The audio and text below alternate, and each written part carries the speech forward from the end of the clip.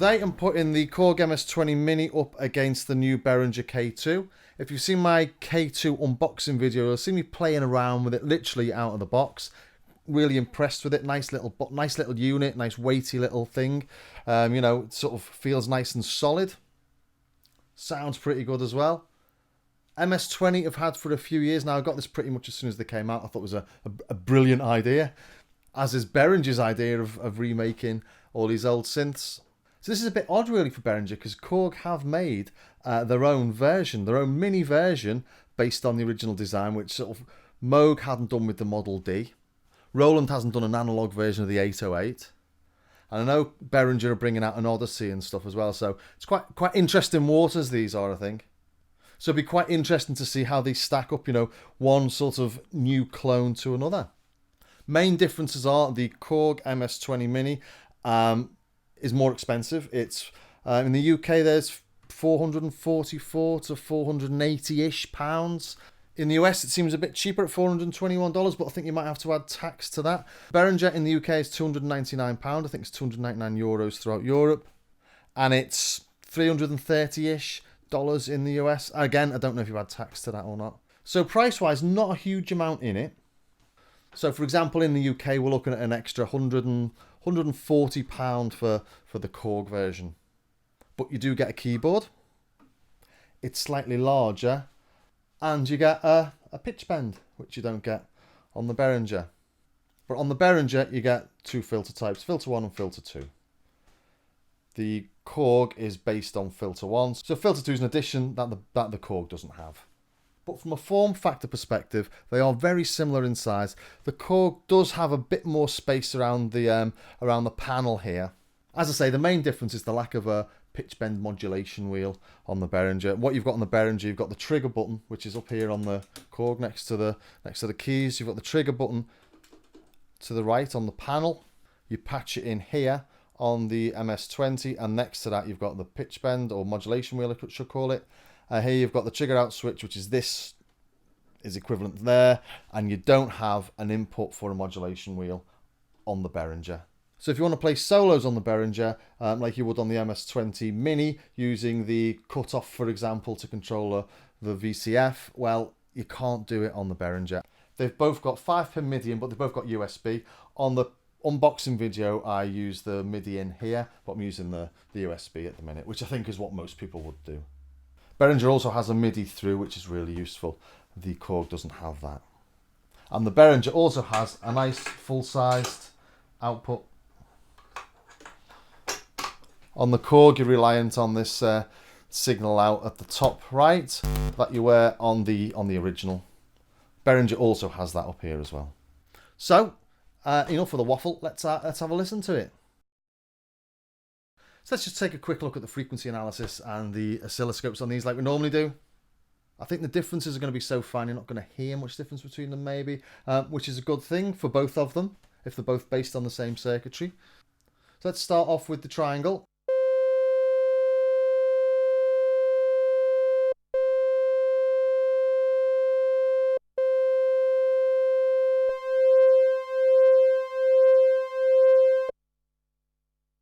All looks identical, doesn't it?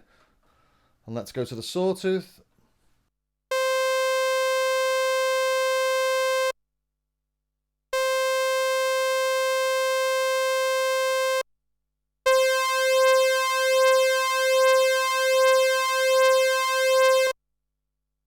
Again, nothing in that from my perspective anyway.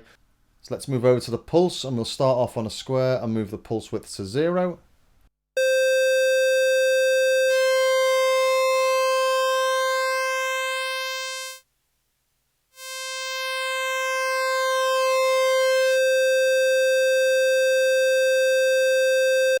That's quite clean, that. With some pulses you get those intermediate frequencies quite high and it gives it a bit more of a growly sound, but that's sort of pretty perfect.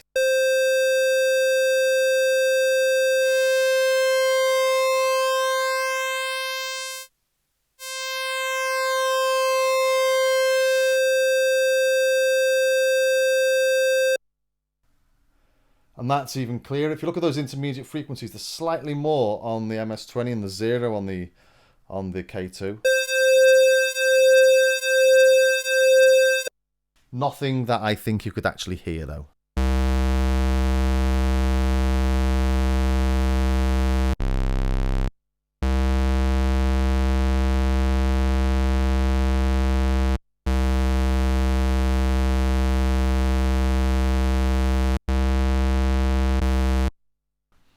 Bit more buzzy on the K2, but that's interesting. That it sounded like it was moving a bit more than the MS20. And just do some lower frequencies.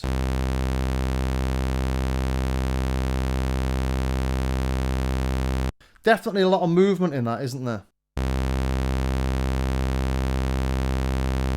Not so much in that. Let's put it down at 32, 32.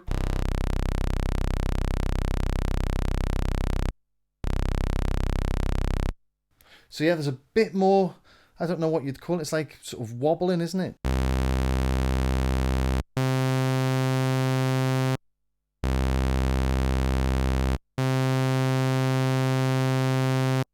Let's take a look at the ring mod. I've put them both on sawtooths for now, just to make sure that both the oscillators are perfectly in tune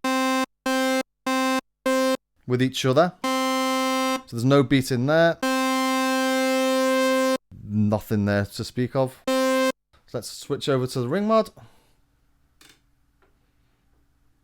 and turn VCO1 off.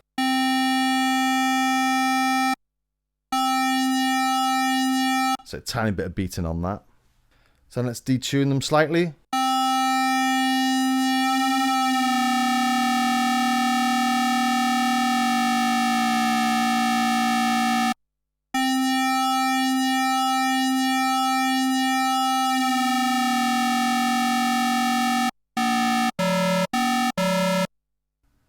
Same really, that, isn't it?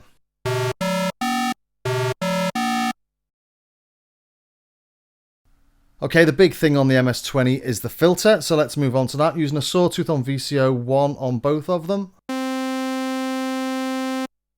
Going up to about 12k. Same there.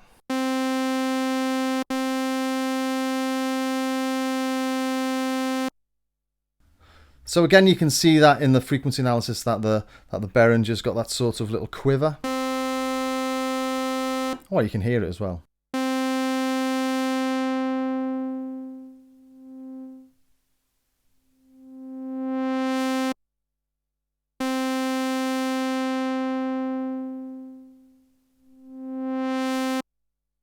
It's not a lot you can tell from doing that though, is there? So let's have a look at the peak on this, the resonance.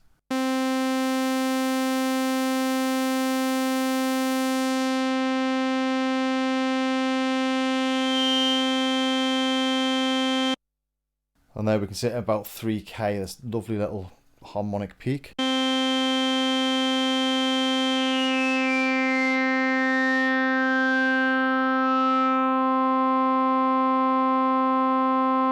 So let's try and replicate that on this. Got it on filter 1.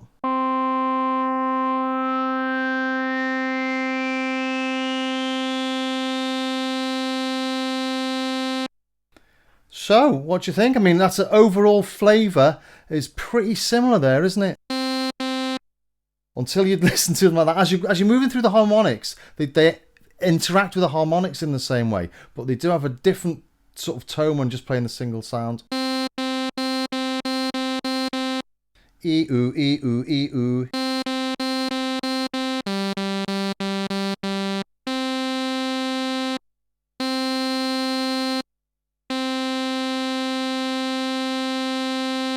Just making sure all the tuning's spot on, because if you're listening to stuff in that much detail, you want to make sure everything's bang on. I'm getting a little bit more peak it feels from the Korg, and that's set at sort of 7.4. This is just touching 9 actually. So let's whack the K2 up to 10 and watch your ears.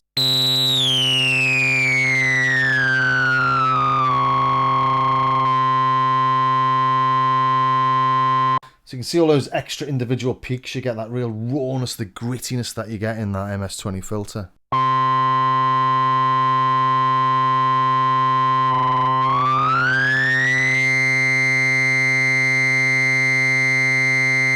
That's lovely, that, isn't it? Let's try that on the Korg.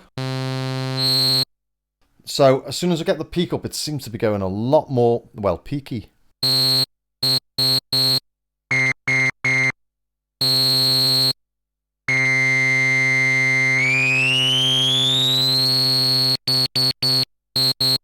Maybe not. That sizzle at the top's very similar, isn't it? Bit more whistle out of the Behringer. Let's just play with this on high peak.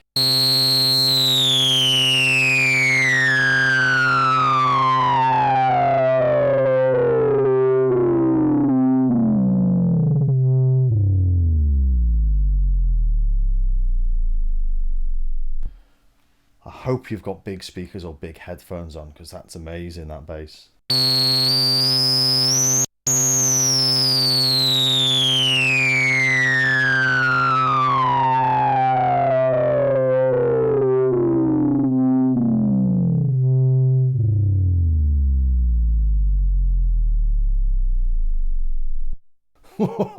And that one too.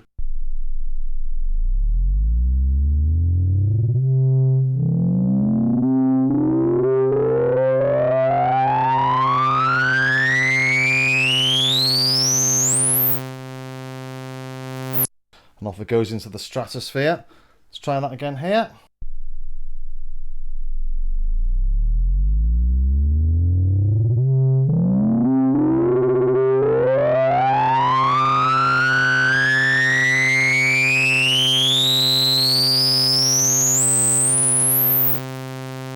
Sure, there's some dogs in the neighbourhood screaming after that. So they're not identical, but they do have a very sort of similar type of feel, I think. I have to say though, I think I'm liking the sound of the Korg more than the Behringer here.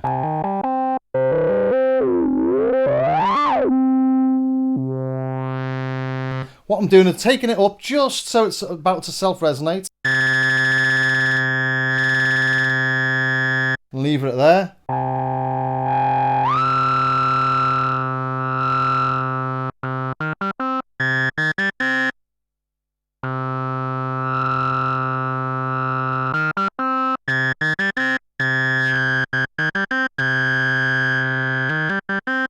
Yeah, it's got much more bite, I think, the Korg.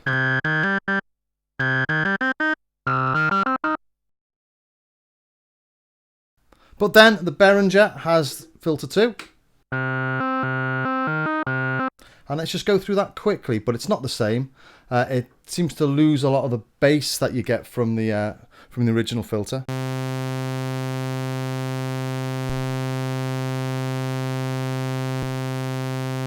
Definitely lose some volume there, don't you?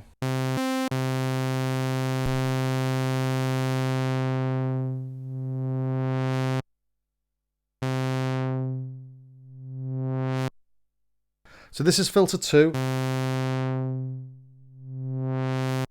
and filter 1. Then let's bring in the peak again.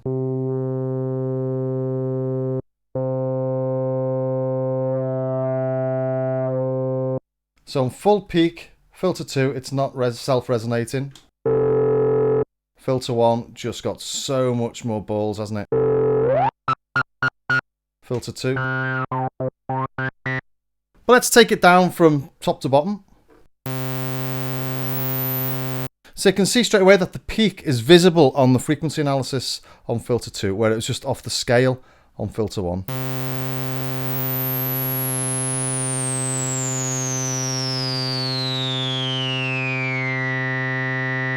And if you look there, it doesn't have those sort of additional harmonic peaks that filter 1 does.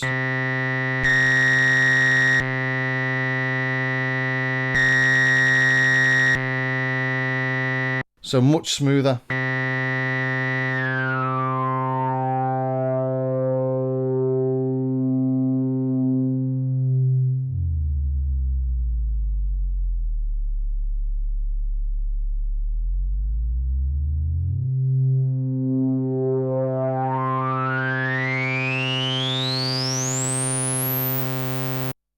So it's a lot smoother, a lot tamer, and maybe more use in some instances. I've mentioned before about the Korg MS20 and the filter being quite noisy. Filter 1 on the Behringer K2 is very similar to filter 1 on this, as in the noise is still there. So when you're doing anything that takes down the cutoff to really low, you get a lot of noise in there.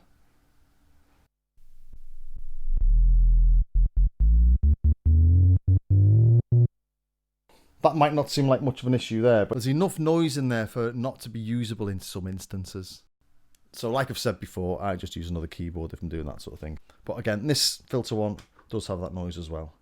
I mean, you've got to turn it up very loud. As it is in the studio at the minute, I can't hear the noise at all. But I do know when I whack it up, it's there.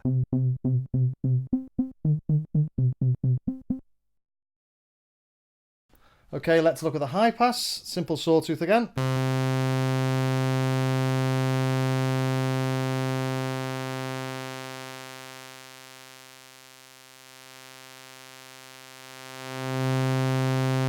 Does exactly what a high pass should do.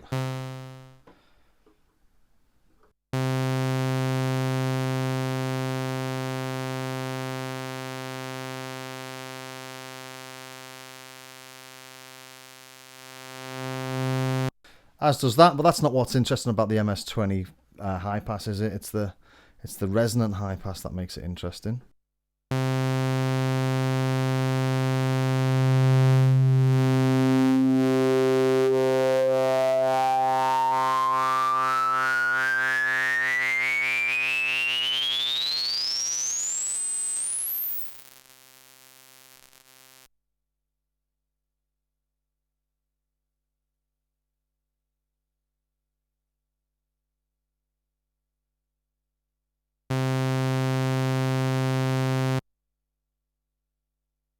So let's whack the resonance on full. Oh, oh my God.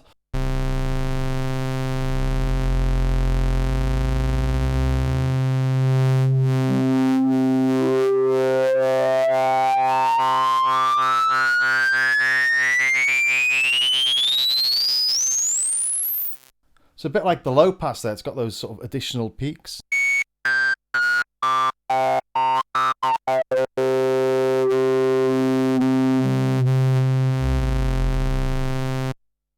God, I can see why that's so famous now, can't you? Let's do the same here.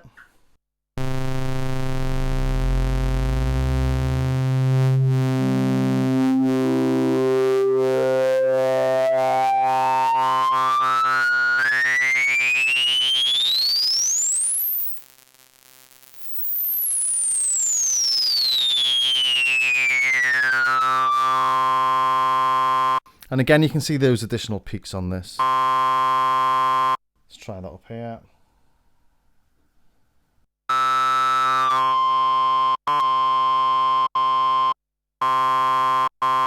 Very similar.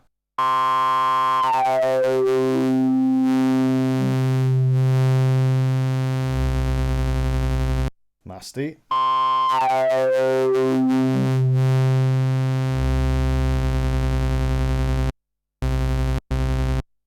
Yeah, there's not much in that, is there?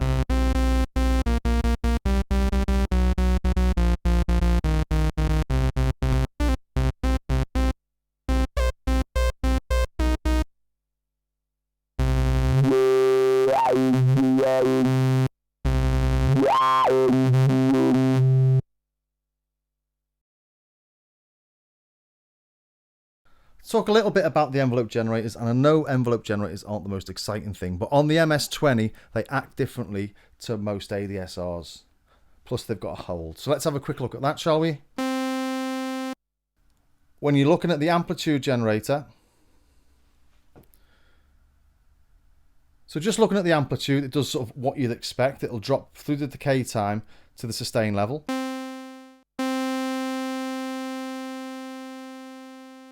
Turn the sustain up, it doesn't drop as much. And it holds on the sustain. The whole time on this is as if you've held the key on, if that makes any sense. So. And straight cut off, so it drops down. And with the decay and then just holds on. As if you're holding the key on. So it's not like on, say, the sub 37 where the whole time you've still got to be pushing the key down for the hold to sustain it at a certain level.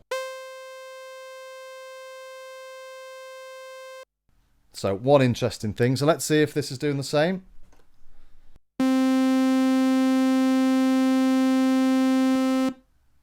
Yeah, knock it down. Just look at the decay.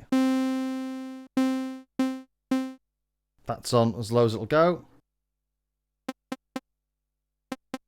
Similar. So far so good, acting in a similar way. Now, why I say the envelope generator on the MS20 is a bit odd is that the sustain level when you're looking at amplitude acts like you'd expect it would, but when you're using it to modulate the filter, for example, it's sort of the wrong way round, and I'll show you what I mean by that. So if I turn the sustain up, I'll put the peak up so you can hear what it's doing with the cutoff.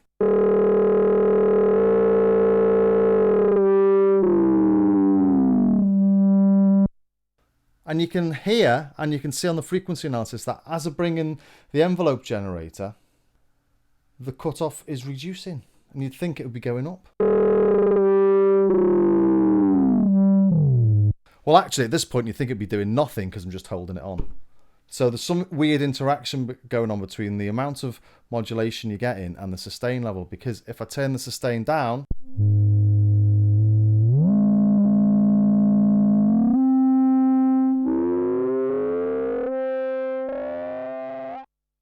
it goes up. So as I turn the sustain down, the amount of modulation goes up. It's just really weird. So we'll demonstrate that by holding on a note, because the problem with this is as you turn the sustain down, obviously the note disappears. So I'll patch the modulation wheel into the initial gain, and that way this will modulate or control the sustain level. Now we've got envelope generator 2 turned up, which is reducing the cutoff. So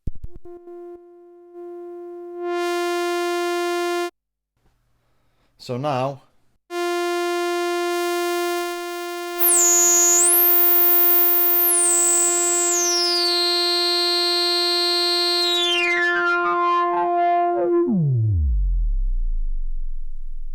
So increasing the envelope generator influence on the low pass is reducing the cutoff.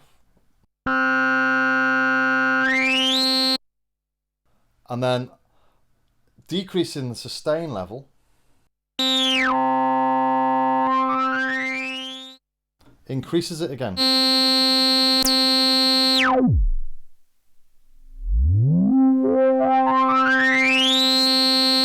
Which is not what you'd expect, really. So let's start by looking at it just simply from amplitude perspective. What you expect. Okay, now I'm going to patch in this mod wheel. So this mod wheel goes into initial gain. So the mod wheel on the MS20 is going to be affecting the gain on this.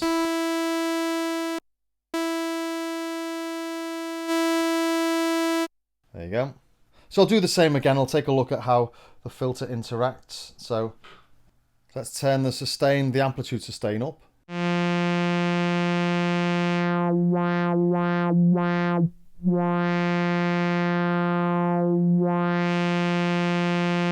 So again, increasing the envelope generator amount is reducing the cutoff. Just as it did up here.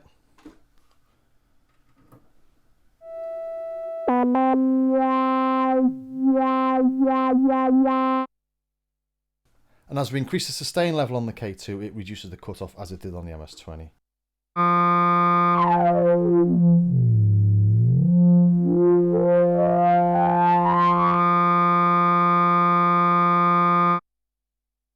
So again, we'll get that odd effect where increasing the sustain level actually decreases the cutoff frequency.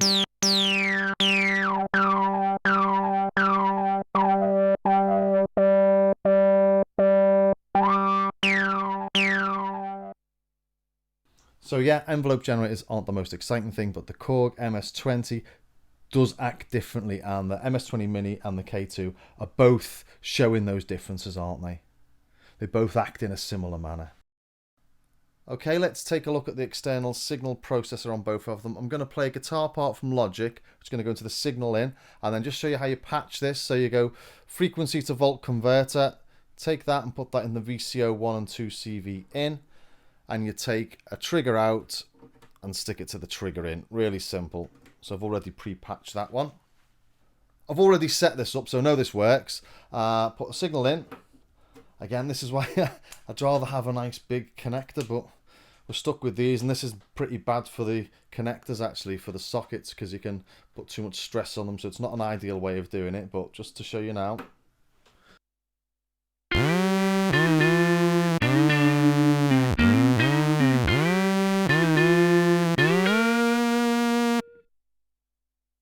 So you can hear the guitar part in the background, and you sort of get the signal level and you balance it with the low cutoff and the high cutoff, and do a CV adjust to change the pitch on it.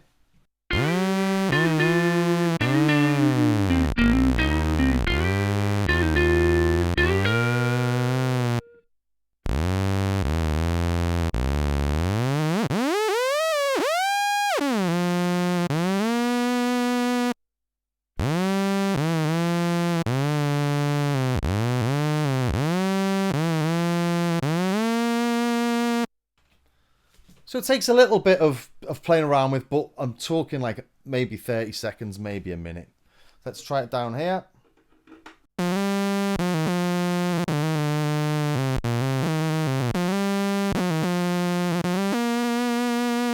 And now just mess around with the parameters just so you get an idea of how it sort of works. You've got threshold level, CV adjust, that was the frequency adjust, and changing the low cut and the high cut frequencies, just balance to what's coming in.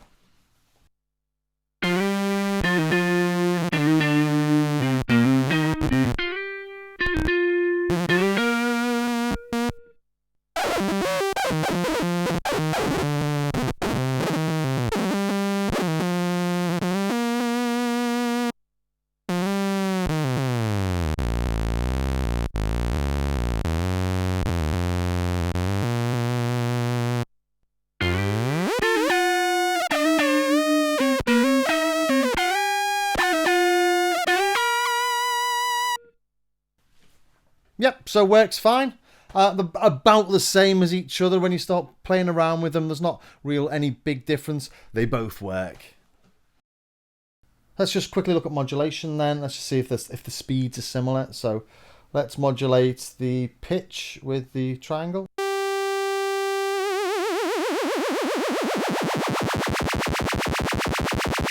On a frequency of 4. Let's try that over here.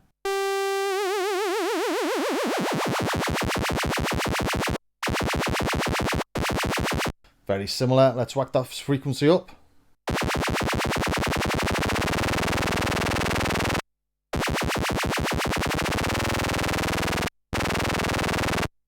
Again, there's not much in that, is there?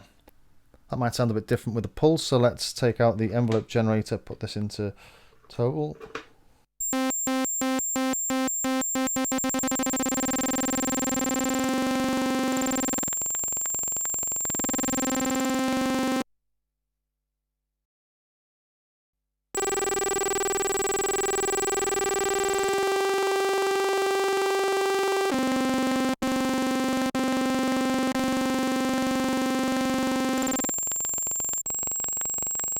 Yeah, they're so as close as can be, really, aren't they? What else to look at? Maybe the levels. Someone's commented that the K2 was a lot lower in volume than other synths. So looking at my input monitor, the K2 is 2 decibels lower than the Korg MS20 Mini. So not a huge amount in it. If anything worth commenting, I wouldn't have thought. But you've got to remember, with any MS20 style synth, you might need a bit of headroom there for the filter madness that you get with them. We've also got noise over on the patch panel. We've got pink and white. So let's just patch that in. So pink into external in, both VCOs down. Pink into external in, both VCOs down. A lot darker again on the MS20. And brighter on the K2. I must say I much prefer the brighter version, but I don't know what's most similar to an original. What else shall we do? Let's set up maybe a little sample and hold circuit just to show how it's done really. A Behringer comes with a measly 2 cables, whereas the Korg comes with 10 of these fine cables. Not a lot in that really, is there? But it would be nice if you got a few more, because you can't do a simple sample and hold circuit with the Behringer without somebody else's cable. So clock in. So you take the pulse out of the envelope generator into the clock in, take pink or white. So we take the pink into the input of the sample and hold, and the output we'll put into the cutoff of the low pass.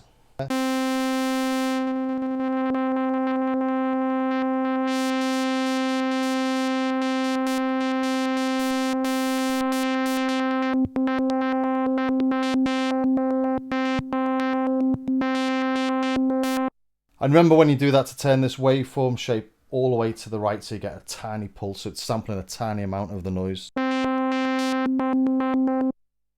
And just show that's exactly how it's done up here. Make sure this is turned up. And that knob's all the way to the right.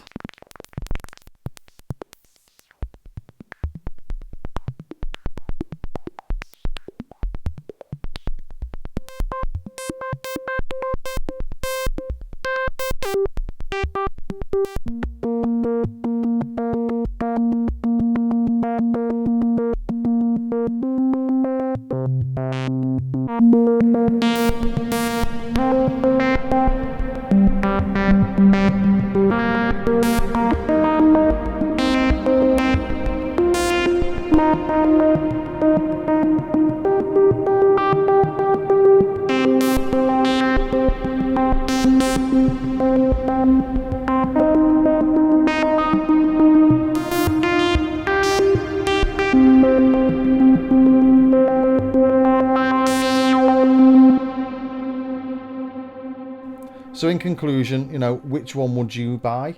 Well, the Korg is a bit more expensive than the Behringer, but it does have a keyboard and the mod wheel.